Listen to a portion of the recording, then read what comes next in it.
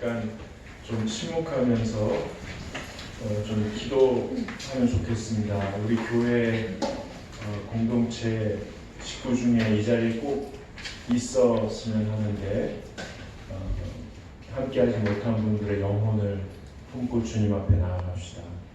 그리고 또 우리 청소년들 중에 해외 여행 중인 친구들 위해서도 기도하는 마음으로 주님 앞에 나아갑시다.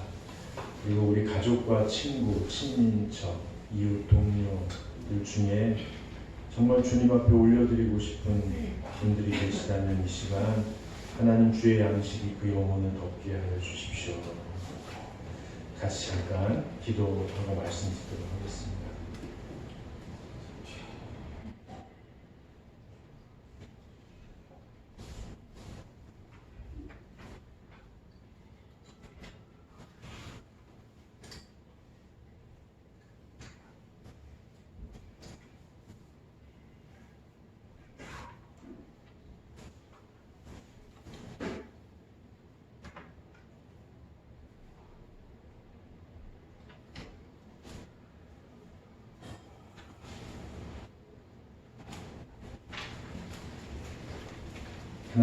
하나님께서 아끼시는 영혼들을 우리도 아끼는 마음으로 품고 주님 앞에 엎드립니다.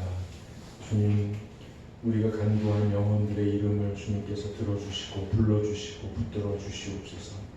그래서 다 함께 주님 앞에 동일한 은혜를 누릴 수 있도록 인도하여 주시옵소서. 이제 말씀을 듣사오니 우리 마음을 겸손하고 또 간절하게 하사 주의 음성 듣고 반응할 수 있도록 우리의 영혼이 살고 우리의 삶이 살고 인생이 살 수 있도록 하나님 인도하여 주시옵소서. 예수님 이름으로 기도합니다. 우리가 7월 한 달 동안 호세아서를 함께 읽고 있습니다. 이번 호세아서를 읽으면서 읽기 전에 제 마음에 한 가지 소원이 있었거든요. 그 소원이 바로 주보 뒷면에 맨 위에 담겨 있습니다. 그 참된 지혜는 뭐라고 나와 있죠? 같이 읽겠습니다. 하나님과 맺은 인격적 관계 안에서 경험하는 사랑이 주는 값진 선물. 다시 한번 읽겠습니다. 참된 지혜는 하나님과 맺은 인격적 관계 안에서 경험하는 사랑이 주는 값진 선물.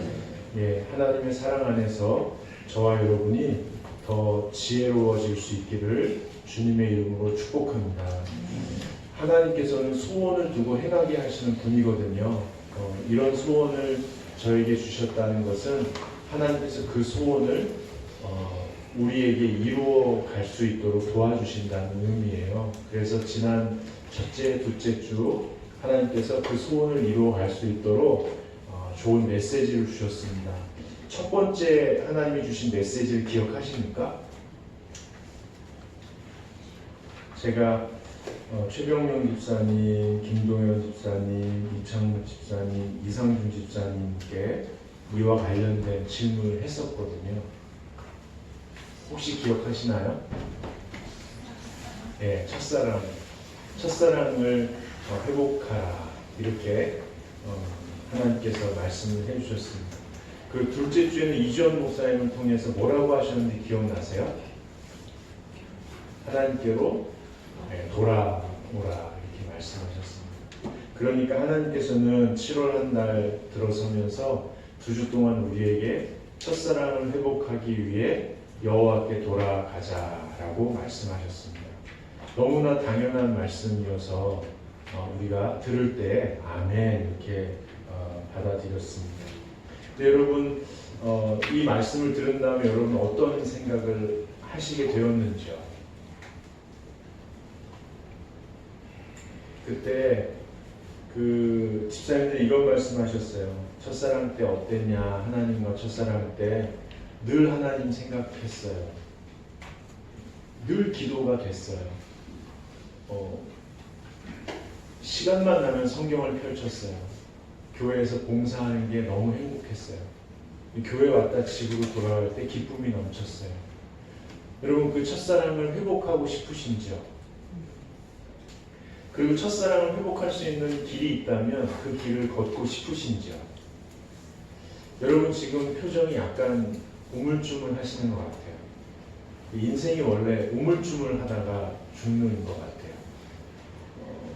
저도 우물쭈물 할 때가 많이 있거든요. 잘 몰라서 어떻게 해야 될지 잘 몰라서. 근데 여러분 어떻게 생각하셨어요? 아마 어떤 분은 내가 정말 하나님과의 첫사랑을 회복하고 싶은 걸까? 그런 생각 혹시 하시겠어요? 내가 하나님께로 돌아가고 싶은 마음이 있는 걸까? 조금 기질적으로 진지한 분들은 나는 하나님께 돌아가고 싶은 마음이 뜨겁지 않은 거 보니까 구제불능 아니야? 또는 하나님께서 나를 이미 포기하신 거 아니야?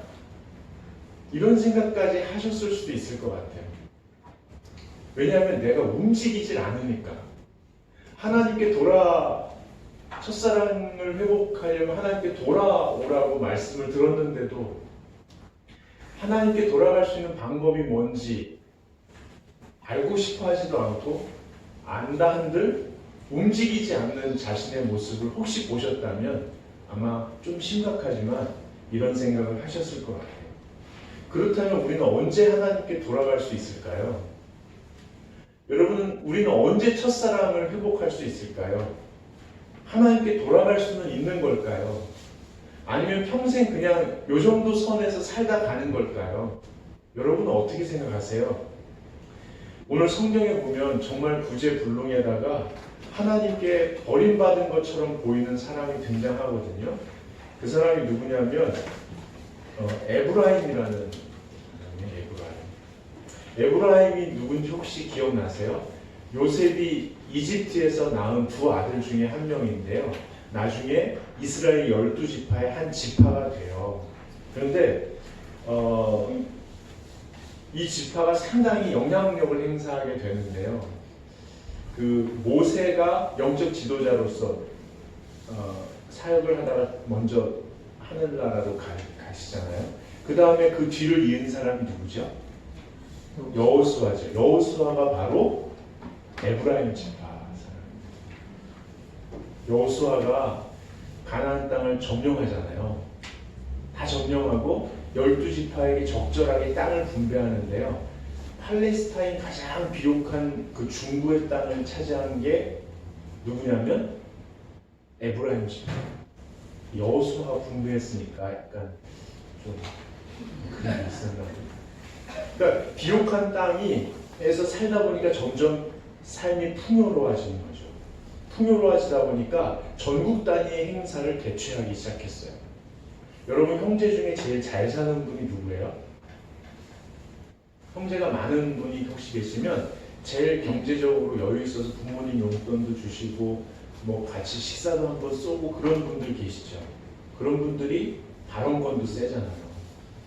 여기 에브라임 지파에 실로하고 베델이 있었는데 그러다 보니까 종교적인 회합도 많이 열었어요. 그래서 뭐 추도 예배 이런 것도 다 그 집에서 하고 막 그렇게 됐나 봐요. 돌아갈 때 기념품도 주고 하다 보니까 발언권이 세지는 거죠. 그래서 영향력을 행사하게 됐는데 사람이 영향력을 바르게 행사하기가 쉽지는 않습니다. 여러분 형제들을 봐도 알 수 있을 거예요. 바르게.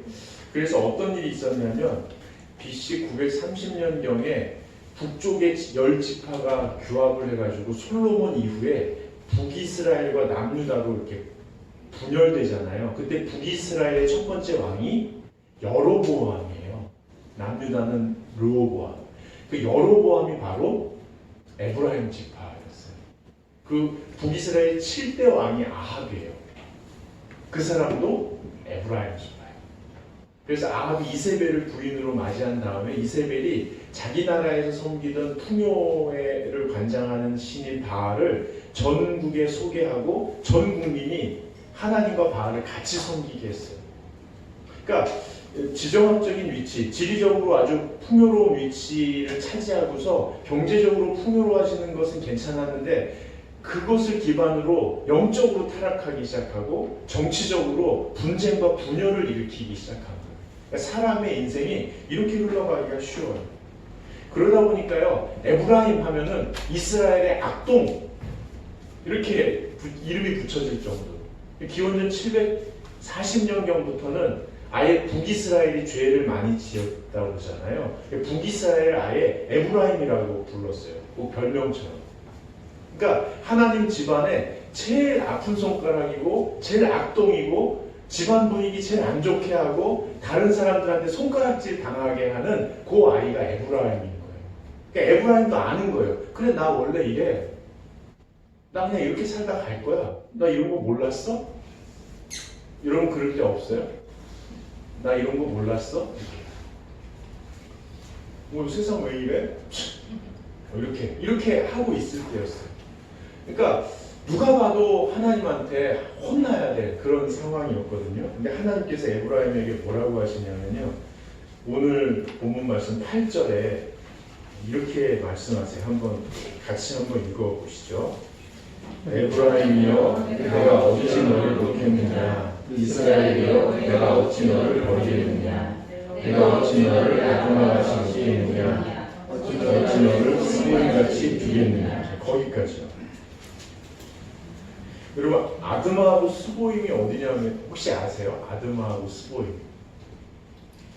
그 소돔과 고모라 멸망할 때 같이 망한 5개 도시 중에 2개예요. 그러니까 세상에서 제일 죄악이 관영해가지고 최악으로 치달아서 이게 멸망시켜야 마땅한 도시들 중에 그 2명이 아드마하고 스보임인데요. 하나님이 이렇게 말씀하시는 거예요.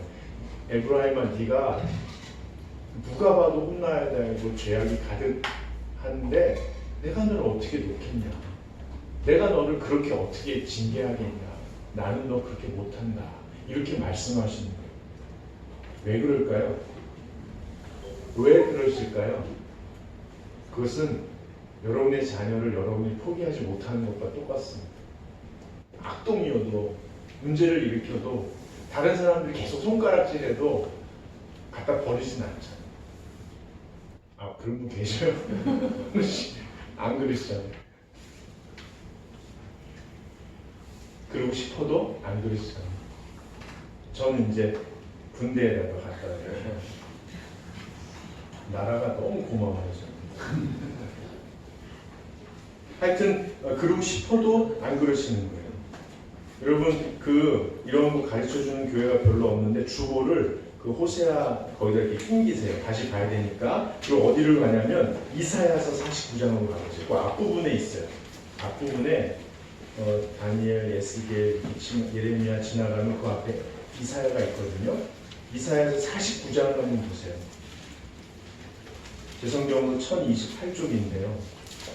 거기에 제가 정말 어렵고 힘들 때, 다 포기하고 어디 숨고 싶을 때 하나님께서 이 말씀을 저에게 보여주셨습니다.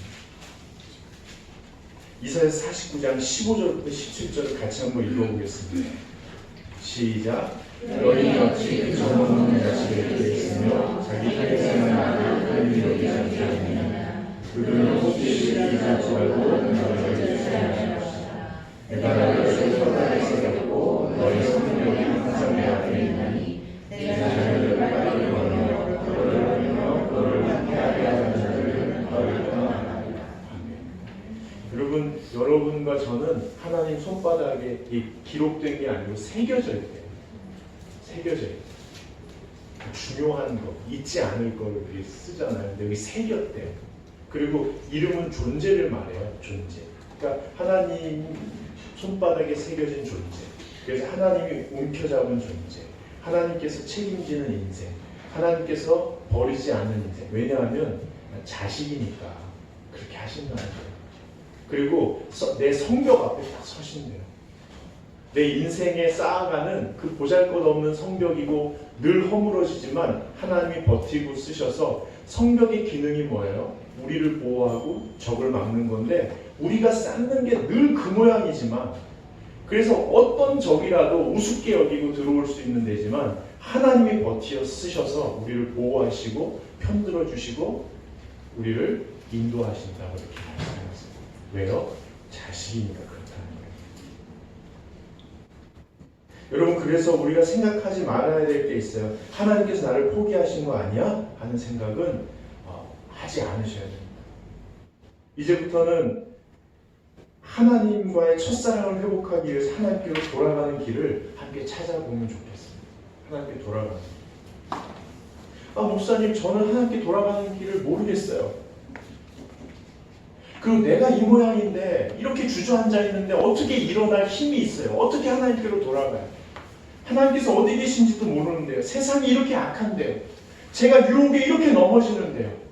그 모든 이유가 내 인생에 얽히고 설켜서 거미줄에 걸린 곤충처럼 꼼짝달싹 못하는데요. 내가 어떻게 하나님께 돌아가요? 그래서 우리는 이미 포기하고 사는지도 몰라요. 그런데 지난주에 호세아서 6장의 3절에 호세아가 아주 기가 막힌 말을 우리에게 하지 않습니까? 호세아서 6장 3절, 그 주보 앞에 있죠? 주보 끼는 거는 잘 안 가르쳐 드리는데 6장 3절을 같이 읽어보겠습니다. 시작. 그러므로 우리가 여호와를 알자, 힘써 여호와를 알자. 그의 나타나시는 새벽같이 어림없나니 비와 같이 땅을 적시는 늦은 비와 같이 우리에게 임하시리라. 아멘. 여러분, 여호와께 돌아가는 게 뭐라고요? 여호와를 아는 거라는 거예요. 여호와를 힘써 아는 게 여호와께 돌아가는 것이고, 여호와를 힘써 아는 게 첫사랑을 회복하는 길이라는 거예요. 사도 요한도 비슷한 얘기를 했어요. 요한복음 17장 3절에 이런 말씀이 있어요. 영생은 곧 유일하신 참 하나님과 그가 보내신 자 예수 그리스도를 아는 것이니이다. 하나님이 어떤 분이신지를 아는 것, 하나님이 우리를 사랑하시는 것을 아는 것, 하나님이 우리를 사랑하셔서 우리 대신 예수 그리스도를 십자가에 달리신 분이라는 걸 아는 것, 즉 하나님이 어떤 분이신지를 알고 하나님이 우리를 위해서 하신 일이 무엇인지를 아는 것 자체가 영생이래요. 우리의 영혼과 인생과 생활 가운데 영생이요, 영원한 생명력, 하늘의 생명력이 충일하게 되는 길이 하나님을 아는 거라는 거예요. 어쩌면 이렇게 정확해요. 우리가 할 수 있는 게 없잖아요. 돌아갈 수 있는 힘이 없어요. 일어설 수 있는 힘이 없어요. 아는 것도 없어요. 그래서 주저앉아 있잖아요. 근데 하나님이 말씀하시는 거예요. 내게 돌아와라. 내게 돌아오는 것은 나를 아는 거야. 우리 하나님을 바르게 알면 된다는 거예요. 하나님만 바르게 알면 우리가 영생을 누릴 수 있다고 주님 말씀하세요. 그래서 오늘 본문 말씀을 근거로 해서 우리가 꼭 알아야 할, 꼭 기억해야 할, 날마다 기억해야 할 그 하나님이 어떤 분이신가 한번 살펴보면 좋겠어요. 첫 번째로는요, 하나님은 긍휼이 본성이신 분이에요. 긍휼이 본성이신 분. 한번 따라해 보세요. 긍휼이 본성이신 분. 이게 무슨 말이냐면 하나님은 긍휼 덩어리예요. 하나님은 그냥 긍휼 덩어리이시라는 거예요.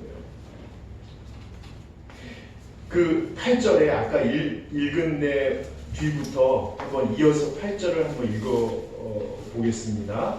시작. 내 마음이 내 속에서 돌이켜 나의 긍휼이 온전히 불붙는다. 예, 에브라임이 잘못한 거 누구나 알아요. 하나님도 에브라임 혼내야겠다고 생각하셨어요. 그리고 불러놓고 이야기하려고 하는데 하나님 속에서 긍휼이 불 붙듯이 확 타올라서 못 견디시겠다는 거예요. 매를 드시려는 순간 불쌍하게 여기는 마음과 꿈틀거리신다는 거예요. 여러분, 요 하나님의 마음을 기가 막히게 표현한 말씀이 있어요. 요 주보는 그대로 두시고 다시 와야 되니까 예레미야 31장은 아까 찾은 이 사역 바로 다음에 있어요. 예레미야 31장.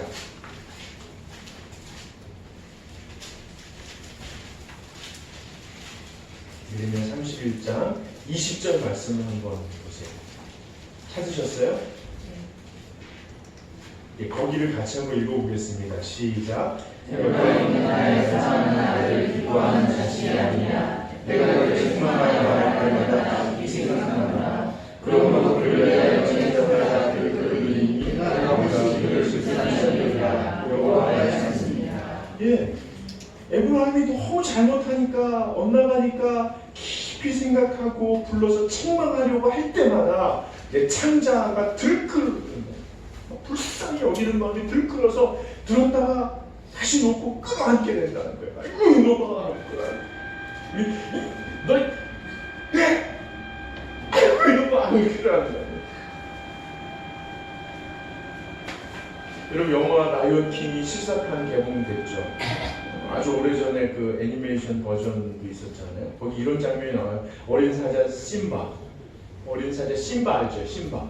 네. 뭐 저기 뭐 얘기할 거 있어요?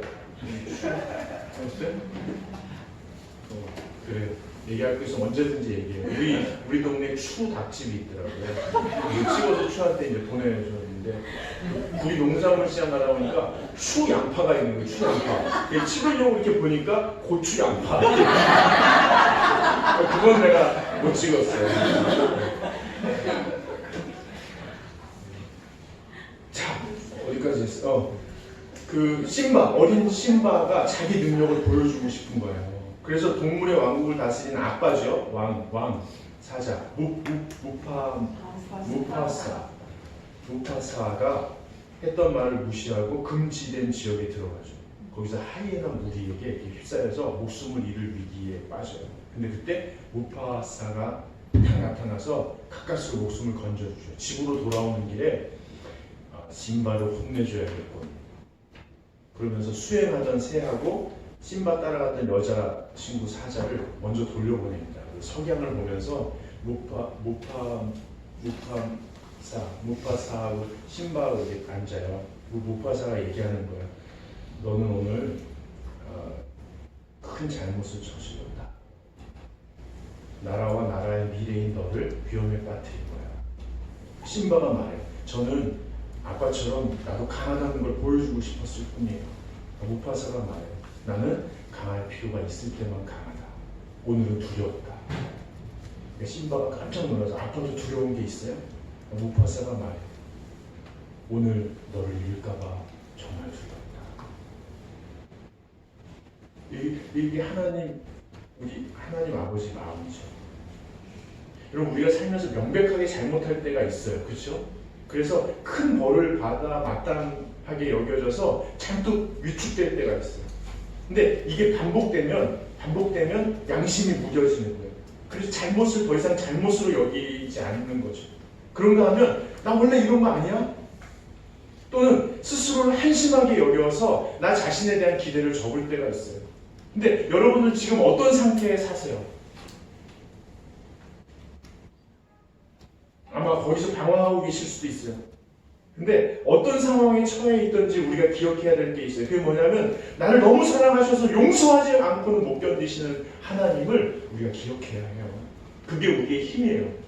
그게 우리를 영생으로 이끌어요. 그게 첫사랑인 거예요. 그걸 기억하는 거예요.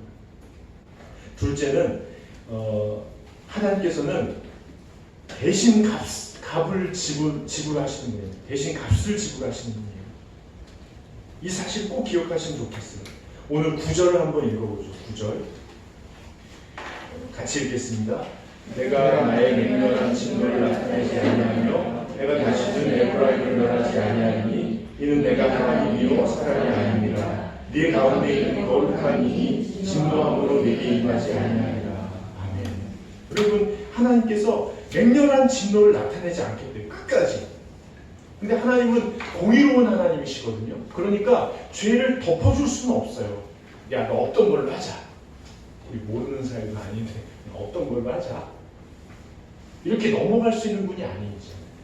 그리고 그냥 없는 것처럼 다른 종교 믿는 사람들도 있는데 그리스도 예수 믿으면 좀 자유롭고 그렇게 없는 것처럼 알았지? 하고 꼭 참고 있는 분도 아니거든요.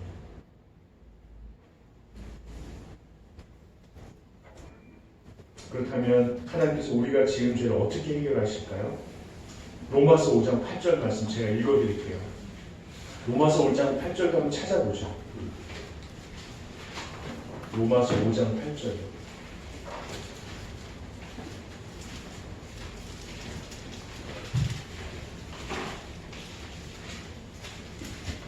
같이 읽겠습니다. 우리가 아직 죄인이었을 때 그리스도께서 우리를 위하여 죽으심으로 하나님께서 우리에 대한 자기의 사랑을 확증하셨느니라. 아멘. 우리가 죄인 되었을 때 아직 죄인인 거예요. 사실 지금도 아직 죄인이죠. 여전히 죄인이죠. 근데 그리스도께서 우리를 위하여 죽으심으로, 그러니까 하나님의 진노를 우리에게 붓지 아니하시고 어디다 부었다고요? 아들 예수에게, 자기 자신에게 쏟아 부으신 거예요. 여러분 로마서 그 앞으로 가시면요 1장 18절이 있어요. 1장 18절. 거길 누가 한번 읽어주세요.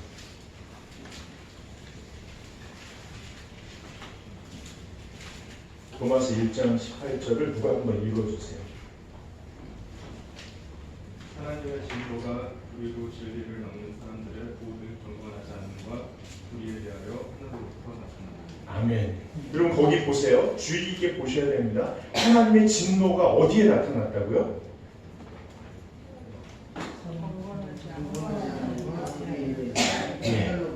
예.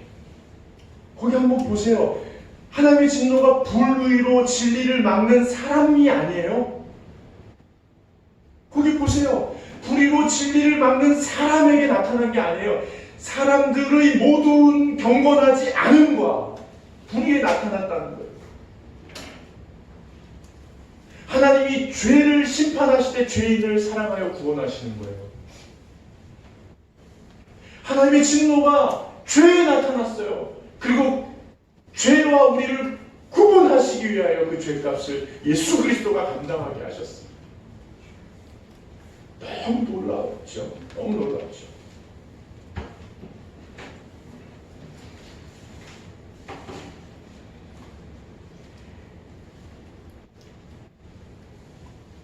여러분 권력 중심에서 밀려난 사자 스카 맞죠? 삼촌.